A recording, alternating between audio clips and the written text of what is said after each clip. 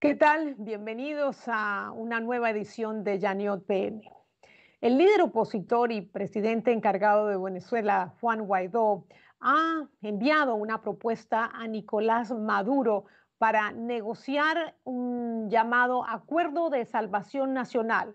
Propone negociar un nuevo calendario electoral y abogar por el levantamiento de las sanciones a Venezuela y a varios de sus funcionarios a cambio de organizar elecciones libres.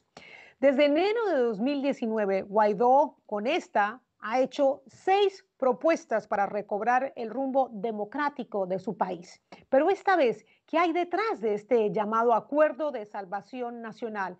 ¿Y por qué tendríamos que pensar que esta vez va a llegar a un buen término? Se lo preguntamos de inmediato al presidente encargado, Juan Guaidó. Gracias por acompañarnos, presidente. Ayer, Nicolás Maduro, en reacción a su propuesta de este acuerdo de salvación nacional, dijo textualmente: Guaidó se quiere sentar conmigo. Maduro dice que está dispuesto a dialogar con usted con una mediación internacional. La pregunta para usted es: ¿usted se quiere sentar a hablar con Nicolás Maduro cara a cara? Gracias, Patricia, por la invitación y gracias además por la pregunta. Lo que nosotros diferenciamos claramente hoy, luego de tanto recorrido, sacrificio, construcción de mayoría, procesos fallidos de negociación, es que Venezuela necesita un acuerdo de salvación nacional que nos lleve a elecciones libres y justas, elecciones presidenciales, que es la que nos deben a los venezolanos desde el 2018 y nos ha arrastrado a este trágico momento. Además, un proceso que atienda la emergencia humanitaria, un proceso que dé garantías al chavismo y a la alternativa democrática. Esto necesita Entiendo, pero ¿se mediadores, sentaría con garantes. Nicolás Maduro?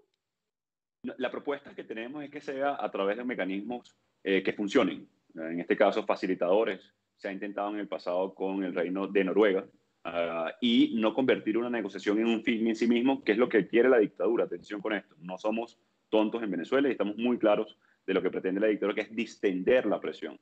Nosotros debemos aumentar la presión, nosotros debemos colocar la solución al frente, hacernos acompañar de la comunidad internacional, colocar también la presión multilateral de la cual han hablado nuestros aliados. No tiene que ver con sentarse o el esquema tradicional, tiene que ver con los mecanismos para lograr un acuerdo que sin duda pasan por un proceso de negociación. ¿Pero usted se sentaría a hablar con Nicolás Maduro? En este momento, sin las garantías, sin los garantes, sin la presión, eso sería un proceso en este momento estéril. Lo que estamos hablando es de que a través de la facilitación internacional, incluso lo decía ayer Maduro y el régimen y la dictadura, se logre un acuerdo, en nuestro caso, y como lo hemos denominado, de salvación nacional. O sea, con mediación internacional usted se sentaría a hablar con Nicolás Maduro, es lo que creo entenderle. La pregunta es, ¿por qué el cambio de posición? Porque en el pasado usted rechazaba cualquier diálogo con Maduro. Bueno, lo intentamos en el 2019 a través del Reino de Noruega. Y de hecho el que se levantó de la mesa y se levantó corriendo, básicamente fue la dictadura y el régimen de Maduro. Habíamos aproximado precisamente garantías electorales, garantías para elecciones presidenciales y fueron ellos los que decidieron levantarse de esa mesa. Es decir, no es algo novedoso. Lo que sí es novedoso es la disposición de nuestros aliados, la presión multilateral, el avance de la presión de alguna manera hacia la dictadura, incluso el avance de los juicios a nivel internacional. Hoy la dictadura sabe que un proceso fraudulento no les va a tener ningún tipo de resultado, ni siquiera van a extender la presión, no está ni siquiera condicionado sanciones o no, a menos que se logre, insisto, un acuerdo. Y quiero diferenciar mucho estas palabras, Patricia, negociación de acuerdo, porque y me lo decías en la pregunta, negociación hemos intentado y la dictadura le da una utilidad a eso. Estamos conscientes claramente de esa situación.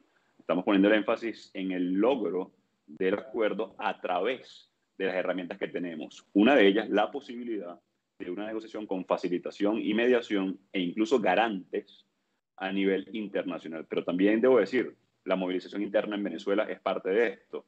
Los juicios que se están Ok. llevando a nivel internacional son parte de esto. La presión multilateral y las sanciones son parte de lograr un acuerdo. No debe ser visto como algo aislado o un mecanismo, o peor aún, un fin en sí mismo, sino como el logro de un acuerdo para salvar a Venezuela. Vamos por partes. Anoche Maduro dijo que usted se quedó por fuera, que está aislado, que nadie le consulta nada. como si las conversaciones que ya adelantan algunos representantes de la oposición con el régimen de Maduro no lo tuviesen a usted en cuenta. Me pregunto si lo que está tratando de negociar, por ejemplo, Freddy Guevara y otros representantes de opositores con funcionarios chavistas o con representantes del chavismo coincide con la propuesta que usted le presentó al país. Mira, esta es una pregunta importante, porque ninguna negociación unilateral, paralela, digamos, va a tener resultado. Lo que estamos hablando es de fortalecer precisamente el petitorio, la exigencia de Venezuela, que es elecciones libres y justas. Es importante decirlo y reiterarlo. Y precisamente hacernos acompañar de la comunidad internacional, como ya hoy la Unión Europea, también España, también los Estados Unidos, Canadá, entre otros países, han respaldado este proceso que estamos emprendiendo de logro, insisto, de un acuerdo. Cualquier otra cosa, digamos, en simultáneo, esté informado o no a mi persona, tiene que ver con discusiones aparte. Y entonces, ¿cómo enfrentar el régimen de Maduro si la oposición está dividida, si está resquebrajada? ¿No habría primero que unirse antes de ir a presionar a un régimen para establecer un calendario electoral, para que permita el regreso de los exiliados, para que libere a los presos políticos? No hay ni siquiera Las una institución exigencias. partidaria. No, en Venezuela estamos aglutinados en torno a lo que hemos denominado plataforma unitaria, que la conforman no solamente 41 partidos políticos de la alternativa democrática en Venezuela, de todas las tendencias ideológicas, también la sociedad civil, también el Frente Amplio que aglutina a gremios, estudiantes, incluso a las diferentes iglesias. Hay una propuesta muy clara que hoy no solamente yo soy el vocero y el representante, sino también estoy liderando ese proceso. Insisto, procesos de articulación o de hablar, eso es algo que debería ser natural. En Venezuela lo sorprendente, y porque estamos en dictadura, es que sorprende. Y otra cosa, el mismo Maduro se contradice, habla en términos peyorativos, pero indirectamente reconoce que no tiene alternativa, que necesita, además de la interlocución legítima que representa el gobierno encargado y la Asamblea Nacional, cosa que hoy la dictadura no tiene ni va a Ahora. tener. Uh-huh. O sea que si hay un proceso de la oposición con el régimen paralelo a lo que ustedes están proponiendo, ¿cuál es la diferencia entre lo que usted propone y lo que otros representantes opositores están proponiendo, tienen sobre la mesa con los chavistas? Mira, no hay procesos paralelos. Aquí hay un proceso de lograr elecciones libres y justas. Es como un tablero de ajedrez. Hay muchas piezas en el tablero de ajedrez. El objetivo es uno. El objetivo es lograr Ok, elecciones libres y justas en bueno. este momento en Venezuela. Entonces hablemos de ese calendario electoral que usted proponía. Ya fijó fecha, tengo entendido, para las elecciones regionales. Según la Constitución, dijo Diosdado Cabello que la elección presidencial es en el 2024.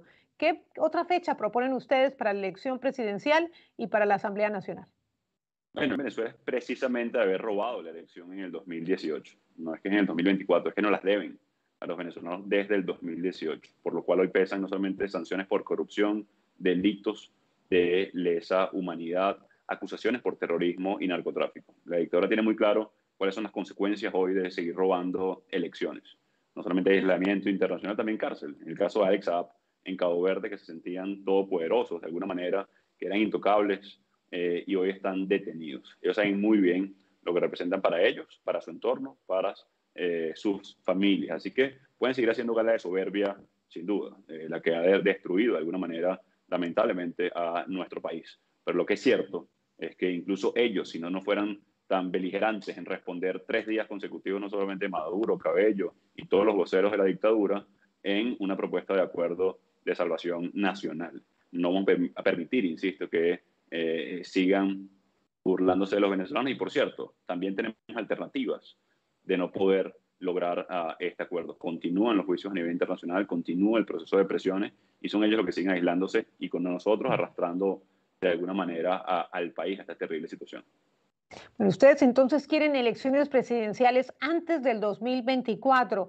Usted habló en su mensaje de un CNE, de un Consejo Nacional Electoral impuesto, pero ya el régimen parece estar dando pasos hacia algunas concesiones. Nombró unos rectores que son gente con credibilidad, que no son chavistas. Hay 3 rectores chavistas en el Consejo Nacional Electoral y tengo entendido que ya incluso adelantaron que harán una auditoría del registro electoral, una auditoría al sistema automatizado de votación, a la autenticación biométrica, que van a revisar las inhabilitaciones a varios líderes opositores.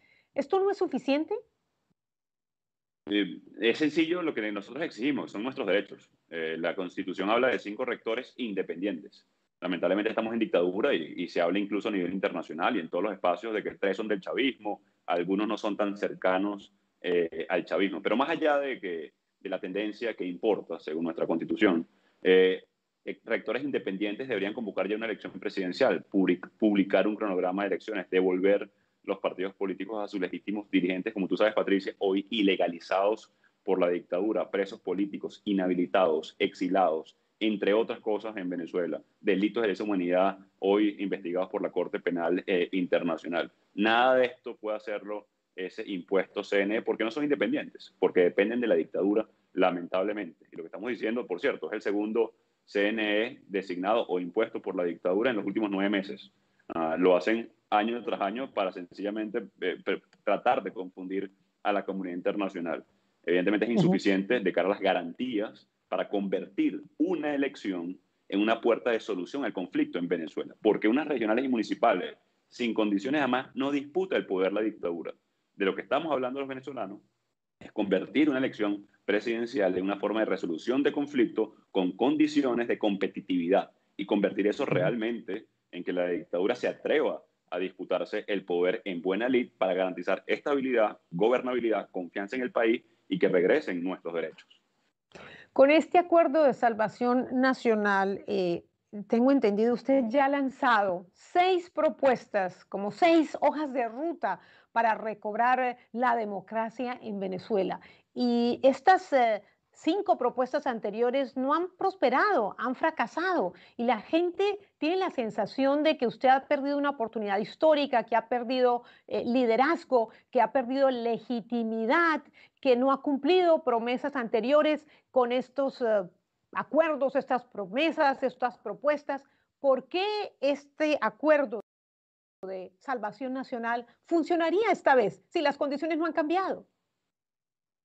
Bueno, aquí lo importante es, uno, en Venezuela hay una dictadura. La democracia no pierde momentos, mucho menos la lucha por hacer respetar a los derechos humanos, los derechos fundamentales, no solamente de los venezolanos, de los ciudadanos alrededor del mundo que hoy luchan por democracia. Iniciativas constantes significan que estamos luchando. Iniciativas constantes de movilización, protesta, exigencia, interlocución con las Fuerzas Armadas, con la comunidad internacional, con el régimen incluso de la dictadura, buscar incentivos, digamos, positivos, como el levantamiento progresivo de las sanciones de cara al cumplimiento de un Y ya acuerdo. Biden, ¿usted ha hablado con el gobierno de Biden? ¿Ya se ha comprometido al levantamiento de las sanciones? ¿Es algo que ya ellos prometieron poner sobre la mesa? Bueno, han sido muy vocales, incluso recientemente, no solamente el embajador, incluso la subsecretaria de Estado respondía directamente, por cierto, a un tuit del vocero internacional de la dictadura que decía, ¿quieren levantamiento de sanciones? Muy sencillo, elecciones libres, liberación de presos políticos, cronograma electoral y tiene que ver, por supuesto, con esta iniciativa que hemos emprendido los venezolanos, que no es nueva, Patricia. Hablando de estos últimos 2 años, tenemos años construyendo mayoría, enfrentando la dictadura, soportando violaciones de derechos humanos, resistiendo en conjunto con la sociedad venezolana a esta dictadura. Por eso te decía que no son 8 o 9 iniciativas, es una, es recuperar la democracia en Venezuela, que tiene, por supuesto, acciones, que tiene, por supuesto, proyectos, fortalecer la movilización, para fortalecer la interlocución a nivel internacional, para fortalecer nuestras exigencias, la comunicación incluso, que es un reto en sí mismo hoy en Venezuela. Claro, pero pareciera que cada propuesta, a pesar de que es una sola, tiene un cambio de nombre cada tanto. Cada vez que la anterior no prospera, se le cambia de nombre y hacen una nueva convocatoria. Y la gente está agotada, obviamente, de manifestar en el pasado, después de un año de pandemia. ¿Cómo reactivar ese interés para que la gente presione, participe cuando hay una oposición fragmentada, cuando no hay un líder claro de la oposición, cuando ustedes están divididos? ¿Por qué esta vez, a pesar de que el gobierno de Estados Unidos ha propuesto retirar las sanciones a cambio de elecciones libres, es una propuesta que ha estado sobre la mesa desde el gobierno de Donald Trump? ¿Por qué esta vez habría de funcionar? ¿Por qué esta vez tendríamos que esperar un resultado diferente? Bueno, uno, porque seguimos no solamente luchando, y aquí hay varias cosas que quiero rescatar de la pregunta. Uno, que hay un liderazgo consolidado en Venezuela, de nuevo, que haya diferencias a lo interno, algunas voces que tengan, digamos, para ponerlo en términos hoy de redes sociales, más seguras que otras, no quiere decir que no todos los partidos estén unificados en torno a una única protesta en Venezuela, porque tiene que ver con derechos fundamentales. Atención con esto. Aquí no estamos exigiendo nosotros ni mendigando que nos dejen respirar o simplemente tener acceso a la vida. En el caso incluso de las enfermeras hoy que siguen, y debo rescatar su lucha nuevamente en esta entrevista. Nosotros, de nuevo, estamos hoy bajo un régimen dictatorial y estamos exigiendo elegir.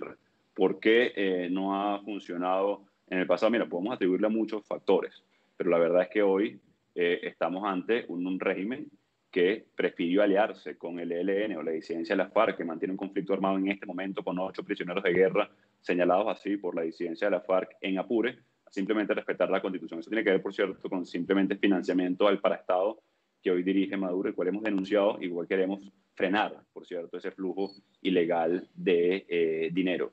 Lo que no podemos permitirnos los venezolanos, a pesar de lo duro que es ese contexto en el que estamos luchando, es que la frustración nos lleve a la inmovilización, que nos lleve al no exigir nuestros derechos. Esto viene a poner al frente nuevamente la exigencia justa de elecciones libres de los venezolanos. Que, por cierto, ese es el gran resumen de toda esta lucha, Patricia.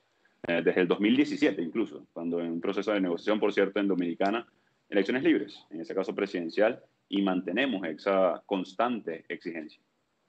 No se ha dado, por supuesto, no se ha dado. Ahora que usted ha hecho esta propuesta, un calendario electoral, ya ha recibido algunas respuestas del chavismo y bueno, lo que incluye este acuerdo que el presidente Guaidó hace, Nicolás Maduro responde, dice estoy dispuesto a reunirme con quien sea, donde quiera, cuando quieran. ¿Qué sigue ahora entonces? ¿Qué sigue ahora? Bueno, hemos tenido ya este año un par de reuniones exploratorias, por ejemplo, con el Reino de Noruega, para buscar facilitadores calificados. Y digo buscar porque es una de las opciones que existen en este momento, colocar las garantías y los garantes de cara a un proceso.